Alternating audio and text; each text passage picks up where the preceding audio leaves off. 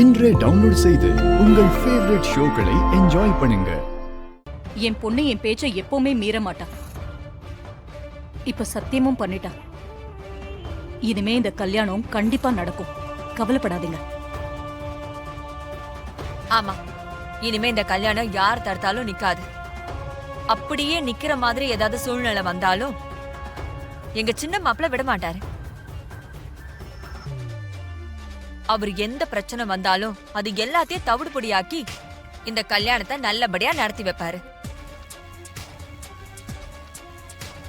என்ன மாப்பிள்ள, நான் சொன்னது சரிதானே?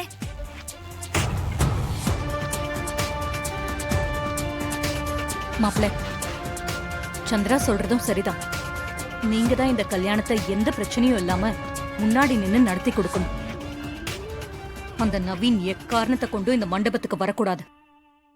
அது உங்க பொறுப்பு.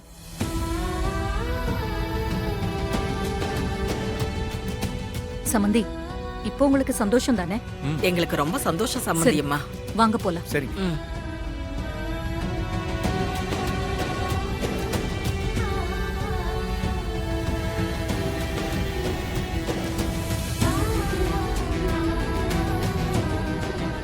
என்ன மாமா இதெல்லாம்?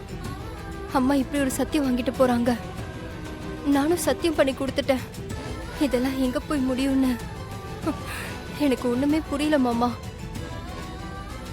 சித்தி தான் இந்த சத்திய மேட்டருக்கு பின்னாடி இருக்காங்கன்னு தெரியுது.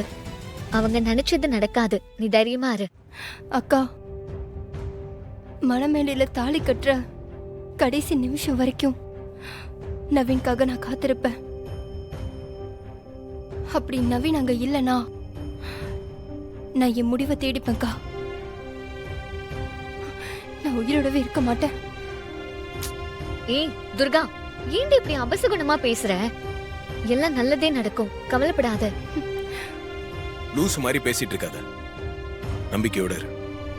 எல்லாம் நல்லபடியா நடக்கும்.